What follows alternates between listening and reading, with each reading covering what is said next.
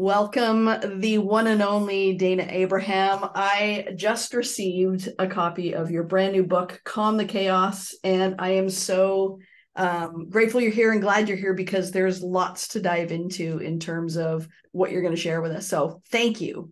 Well, thank you for having me. I'm so excited to be here.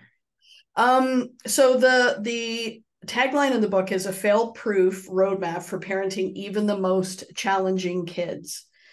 Can you define for us what is a challenging kid? And the reason I ask that is because I think not all gifts come wrapped in a bow.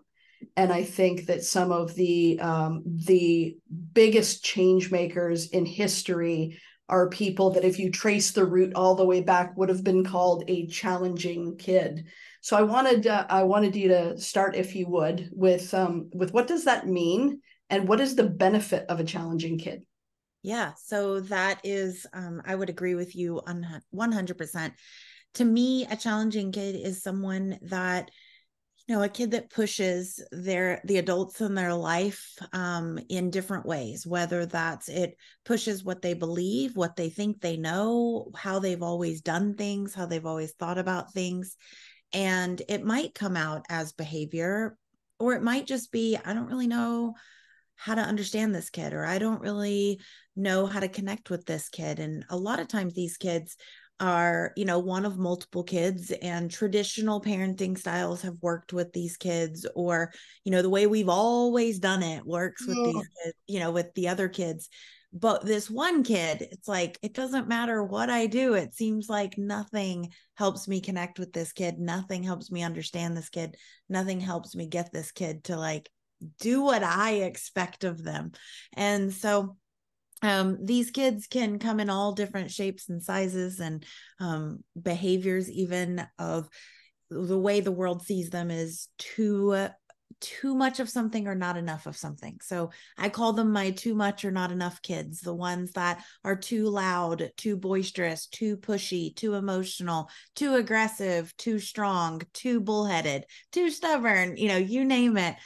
Or they don't have enough motivation. They're not go-getter enough. They don't follow through enough. They don't speak up enough, whatever it is. And I think, honestly, if we trace it back to almost all of us, probably have a piece of us that feels that way, has a piece of us that feels that we were not seen or heard for who we are. So I do think that while this is a fail-proof roadmap for parenting even the most challenging kids, the even is very important, because the challenging kids is what taught me these tactics and strategies that I have in the book, but it works with humaning. And so the benefit of these quote unquote challenging kids is that they are pushing us to see things differently, to do things differently than we and get out of the status quo of how we've always done things, just because it's how it's done. And these kids see the world differently. They're incredibly empathetic. A lot of them are deep thinkers. A lot of them are innovative, creative. I think that if you go back into any of our entrepreneurs and look at where they came from, you'll see that they struggled in school. They struggled in a traditional setting. Maybe they even got kicked out of their house at an early age. They struggled in college, and they struggled to hold down relationships.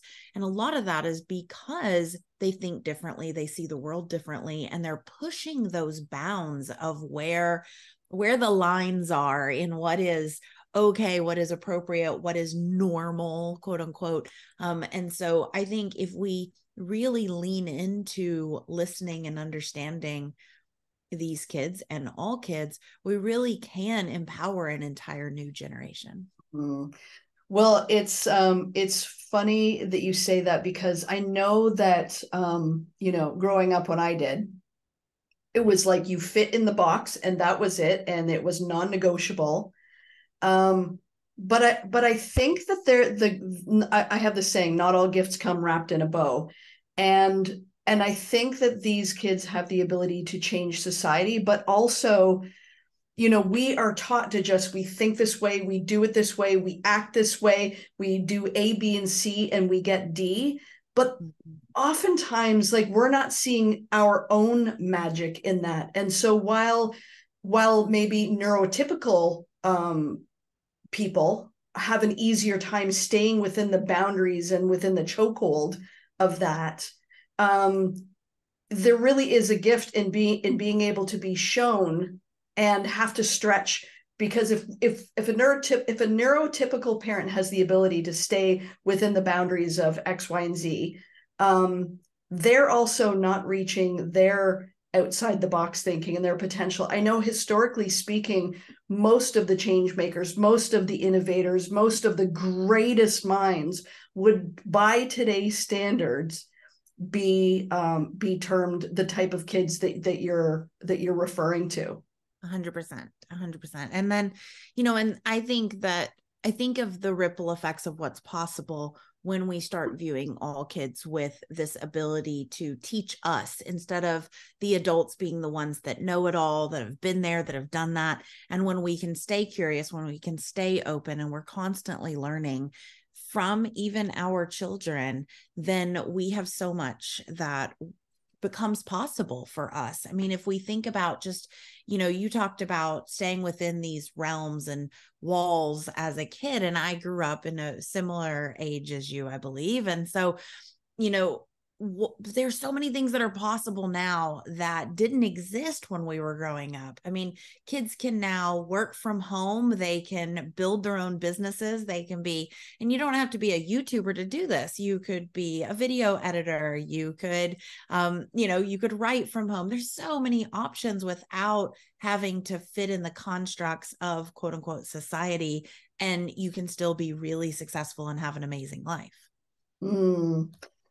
How would you define a challenging kid, or what are the for anybody listening, the categories that they would identify with something they have heard before? So I know neurodivergent is one, and ADHD or the autism spectrum. Like what is neurodivergent for those people who are not familiar with that term? Yeah, so the reason that I call it challenging kids is because there are a lot of kids that will never fall into, maybe they are neurodivergent, but they won't fall into that category. And neurodivergent, when you take it down to the root, it just means that we all have different brains. We are wired differently. Just like we have diversity in our race, when we have diversity in our culture, this is just diversity in our brains and the way that our brains are wired and the way that our brains are built. And so neurodiversity, a lot of people assume that it only refers to ADHD, autism, and the differences when you're outside of that norm. And there's the, neurodivergent and then neurotypical. Mm-hmm. But we're learning so much more about the brain that all brains are different and are developed differently. And the more that we can learn about why we do what we do, the more we can understand ourselves without having to give it a deficit name or without having to say that it's some sort of disorder. There are some very clear markers for different ones. So what I like to think about is, just what brings parents to us really is a child who is maybe being described as highly sensitive or as strong-willed or as explosive. They've gotten these labels, these titles, even if it's not a diagnosis, because some children will never get a diagnosis, but yet they're still really hard. Their parents really struggle to understand them. They struggle to guide them and teach them. And yet, if the parents understood more about why they do what they do, how to connect with them, how to help them feel seen and heard, then they wouldn't feel so ostracized, and they would be able to help the kids hone those powers and hone their skills to be able to create environments where they can thrive. I love it. It's interesting. I was described as a highly sensitive kid, one that would be off school for like 3 weeks at a time, just like stress level through the roof. And so, man, like it would have been so helpful for this to exist then. And I know that kids like that tend to see the world so much differently. 100%. They feel other people's feelings. They notice things that we might not notice. They see things that we don't see. They can feel other people's stress levels, and they don't quite know what is someone else's stress and what is their stress yet. And so they take that on. Like what you're saying is like missing weeks of school. My daughter is very similar. And growing up, I was the one that was like, too loud and too emotional, and just like I was all or nothing. That was kind of how people would describe me. But I would get in trouble for crying because I cried so much. Like I would watch sad movies, and my mom would ground me from watching the movies because I'd cry so much and be so emotional about it. And so I grew up thinking that crying and being emotional was a bad thing. And if we can help these kids realize that this is part of who they are, it's, there's a very common idea out there in the parenting world of focus on the good and ignore the bad.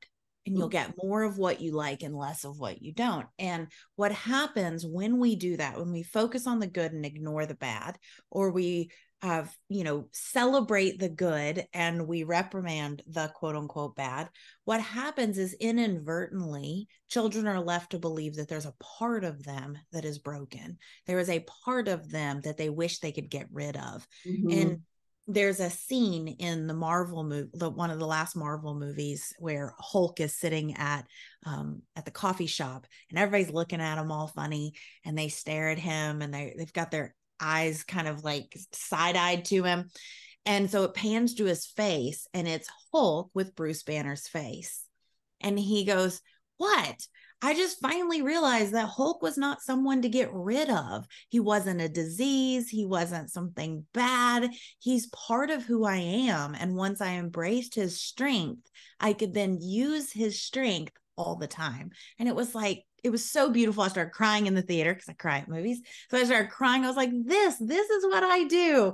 I want parents to see their kids that way. And I want kids to see themselves that way. That all of them is perfect just as they are. I love it. So I want to get into, if we can, a little bit about the book. You were talking about the calm the chaos framework. And can you give us a little bit of insight for those who have not yet gotten the book, what they can expect when they run it and grab their own copy? Yeah, absolutely. So one of the things that I got really frustrated with as an educator myself, and then as a parent, feeling like all the advice out there just either left me feeling really overwhelmed or like I was somehow failing my kid, is I wanted a framework that people could use that wouldn't give them more to-dos, more things to feel shameful of or judged about, but instead it be some sort of guide rails. And this is the path you can take, and here's how to adapt it to your family. And so what I discovered, and being in business, a lot of times the business mentors are like, what's your one secret? What's this one thing that makes you different? And honestly, I realized that it wasn't one thing, because in parenting, we're dealing with humans, and we're humans raising humans. And so there's not this one magic button. There's not this one quick fix. Instead, there's these principles, and these, I call them elements or ingredients. And it's like baking a cake. You need these 4 essential ingredients to really build a strong relationship with any other human. But in this book, I'm speaking specifically about kids. And you need just a little of each of them. You don't need all of it, but it's those best practices, the science base, that helps you kind of say, okay, what do I need to do with this situation? Okay, there's these 4 elements. How do I do that? So those 4 elements, if you think of a Venn diagram, I'm such a doodler, so it's hard for me to just say it. I love the doodles in your book, buddy. They're so good. Yeah, they're so fun. Thank you. Yeah, so they're very rudimentary, but I'm such a visual learner. And so if you imagine 3 concentric circles, all meeting in the middle like a Venn diagram, you have connection, understanding, empowerment, and you, the one parent in the center, kind of holding it all together. And it's really important that you have just a little bit of each of those. And whether you're dealing with a really, really difficult situation, or you're dealing with something that is less stressful, but you're just trying to create a new plan for your family, a plan to, get everyone to bed on time, or a plan to get out the door on time. The simpler plans, you still want to use those 4 key elements. Can you talk a little bit more about the 4 key elements and how they fit together? Yeah, absolutely. So connection is less about play, and it's more about accepting the other human for who they are. So really being able to see your kid and help them feel seen, heard, valued for who they are. And it's what we do when we are not interacting with our kids. And so that part is important, but it's also the little in-between moments where we walk into our child's room, or we pass them in the hallway, or we walk next to them and they're on the couch and we walk beside them. Are we huffing and puffing at them? Are we nagging them to finish something? Are we saying things like, why are you doing that? What is wrong with you? Is it these little side comments? Those really scratch and create abrasion more in our connection, our relationship, than sometimes the ability to spend a lot of time together. And I think a lot of times people are told, like, oh, you've got to spend one-on-one time with every kid. So that's interesting. So you're setting up a vibe between you and your kid all of the time. Yes. So in the moments where you're either huffing or puffing or what have you, those are moments that you have the ability to break down your connection with your kid, correct? Yes. Yeah. And so it's really, and I talk about in the book, I walk through stages. And so a lot of times as parents, we jump to, how do we handle this situation, or what do we do about this situation, instead of how do we be in this situation? How do I show up in this situation? And so the connection part, when we're frustrated, is just watching our body signals. And if we need a break, if we need to step away for a moment so that we're not huffing and puffing at our kid, it's okay to take that big, deep breath, step aside, say, you know what, I need a minute, step to the side, and then come back when you're able to say, this is really frustrating for me, and I need to take a break, and we need to come back and revisit this later, because this isn't working for me. And that's okay. It's okay for our kids to see us upset. It's okay for our kids to see us huff and puff, but helping them make sense of that huff and puff. And a lot of times our stress from the day is actually what they're seeing, and they're assuming it's about them, especially our big feelers. They're assuming that your groggy voice, or your squinted eyes, or your tense jaw is because they did something wrong, when really it's just that you had 4 podcasts today, or that you just we're having a really stressful day, and you're just tired, or you're having a really stressful day, and it has nothing to do with them. And sometimes we'll tell our kids, oh, it's nothing.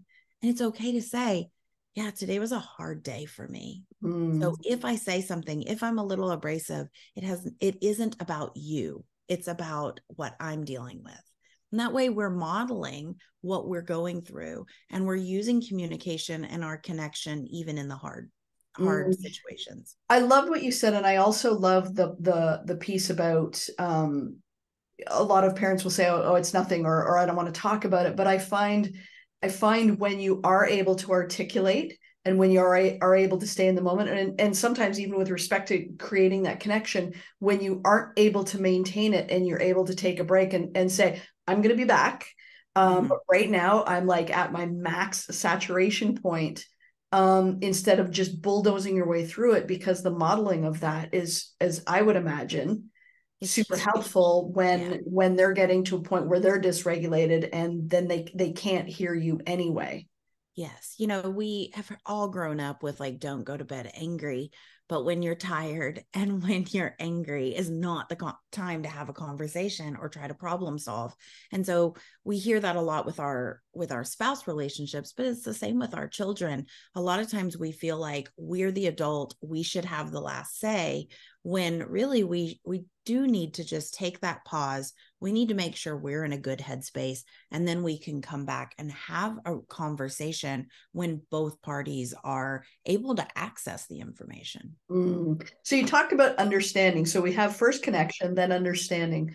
Yeah. So That? understanding what I find and what I found as I was working with parents is that if you have an extremely challenging kid, you're going to dive deep into understanding. You're going to be looking at, why is this happening? Where is it coming from? What is, you're going to learn about sensory processing and triggers, and about maybe even diet and all kinds of things to try to solve the problem.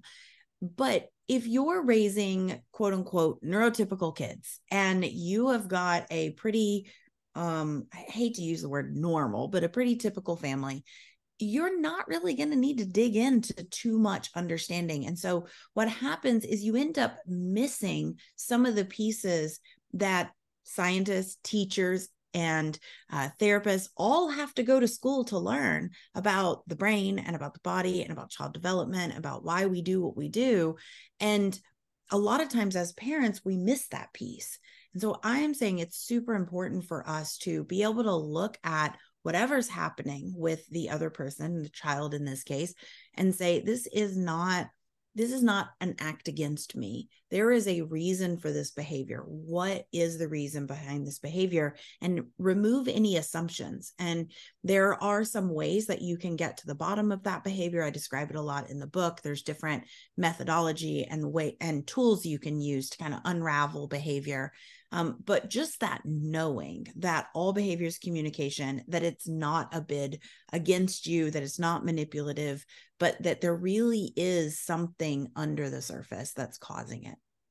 I love that you said that we get to the bottom of the behavior, because so often, especially as adults, we've been through the world in a certain kind of way, and we make assumptions about, x plus this equals that, and we operate as if that is a fact. And oftentimes there's two totally different narratives that are going on. Mm-hmm. And when we can take a moment and really just kind of press the pause button, go, okay, like what else might be going on? And like neurotypical adults do that as well. So this is having these skills to be able to put yourself in the other person's shoes and to understand that you might not understand is in and of itself pretty powerful. Yeah. One of my good friends, he came to my book launch, and he works in the medical field, and he was like, he doesn't have kids. And he was like, I love how you've put this together. He was like, this understanding part is just good humaning. Like, it is conflict resolution. Yeah. It is being able to see the other person and be able to realize that, and it really starts to help explain so much about like why the mailman was a little like snippy today, or, because maybe it was a really hot day and maybe he had 4 dogs bark at him, right? Like there could be so many things under the surface of what's really going on. And it gives you so much more empathy and compassion. It's not an excuse, and it's an explanation of what could be going on. And that way, it allows you to pause. It allows you to say, okay, something else is going on here. And it's not necessarily about me. It could be about so many other things. And that being able to remove yourself and remove that emotion from it can be so powerful. Well, and I can only imagine if you parent this way, you are teaching and modeling them to not jump to the wrong conclusions in life. Because to your point, I know someone gave this example, and I think it was from a book, but it was the idea that somebody was on the subway and they had these 3 small kids. I think it was from a Stephen Covey book, but don't quote me. And the kids were running up and down and up and down, and they were just being little terrors. And the people on the subway were getting more and more irritated. And finally, someone said something to the dad who was standing there reading the newspaper. And he says, oh, I'm sorry, I just lost my wife today. But you never know what's going on underneath the surface. There's the behavior, and then there's the lived experience and the series of stories that that person is experiencing that is resulting in the behavior. And that is a super big conclusion to jump to. 100%. And what you're also doing when you parent this way, not only are you starting to be more empathetic and compassionate, you're starting to teach your kids to be more empathetic and compassionate towards others, but also towards themselves. So now they're starting to get an awareness and a language to be able to explain what they need, what's going on, why they're struggling.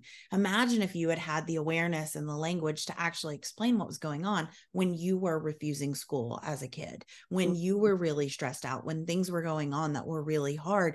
If you were able to say, I don't feel safe, or I don't feel like I belong, or it's really loud at school and it makes my skin crawl. If you had those words, now solutions can be created around what's really going on, instead of like, oh, you just don't like going to school. Like, okay, like, we'll make some rules, or we'll make a reward chart. I see this all the time, is like, well, we'll make a reward chart. And every day you go to school, you'll get a sticker. And when you get 5 stickers, then we're going to go for ice cream. And that might work in the short term, but it's not actually solving the real problem. And then you learn as a child to kind of get to ignore your internal cues and the things that are hard for you to validate someone else. And that's what we're trying to get around. We're trying to empower our kids while empowering ourselves. As a kid who was extremely introverted and really, really bullied, this would have been super helpful for people to have sort of the channel on this and figure out how it works, because I remember just days going to school and just powering my way through it, and the noise and the just I remember a teacher said she couldn't pass me until she heard my voice because I was so quiet. But it really is, it's so helpful to be able to just get all the juice out of the orange, because these kids are magical and creative and deep and all of the things, and to be able to calm the chaos so that you can get the best of them and they can live their best lives as well. What is your greatest and biggest hope for this book? I know it was a labor of love, and I've been diving into it. Your drawings, by the way, are amazing. Thank you. What is your best hope for this book and for those who need to read it? I mean, my hope is that this book eventually makes it into every home and every school in the world. And the reason for that is because I've seen the ripple effect of what happens when kids feel seen and heard and understood, when their opinions are valued, when they learn to be empowered themselves, to advocate for themselves. They don't just use it for themselves. They then use it in their classroom and for the people that they know, and they become the leaders in their community. And I see that this is not only just for kids, but also it will help the parents or the teachers who are getting this to heal themselves, to understand themselves on a deeper level, and then be able to spread that compassion to others. And I believe that it's a way towards a more accepting and compassionate world.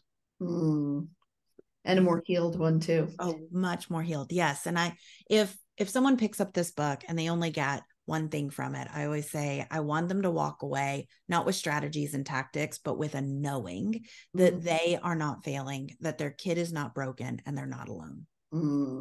Sometimes not all gifts come wrapped in what we perceive as an obvious bow, but they're the greatest gifts usually of all. If people are looking to get this book, where can they connect with you? Where can they pick up their own copy? And what else do you want to leave us with? Awesome. So the book is available anywhere books are sold. But if you pick up the book at your local bookstore or somewhere online, head over to calmthechaosbook.com, and we've got some special goodies for you when you turn in your receipt there. And you can also find me on every social channel at Calm the Chaos Parenting. And then final words. I mean, really, like I said, if you're listening to this and any of this has resonated with you and you're like, oh, is my kid a challenging kid? Yes. Because I think we're all trying to understand and be the best parents we can be. We're all trying to understand ourselves and be the best versions of ourselves. And I have seen the ripple effect. I have seen the results when parents are able to, and humans, especially women, are able to really give themselves grace, be able to give themselves permission to be who they are and see others for who they are. And so I just want you to know you're not alone. Wow, that's quite the mic drop to end with. Thank you, my friend. I am so proud to know you, so proud to be part of your journey, and I'm gonna do my best to make sure that everybody gets this book in their hand, because it's a game changer. So I love you, and I thank you, and I'm grateful for you. Back at you. Thank you. This has been amazing.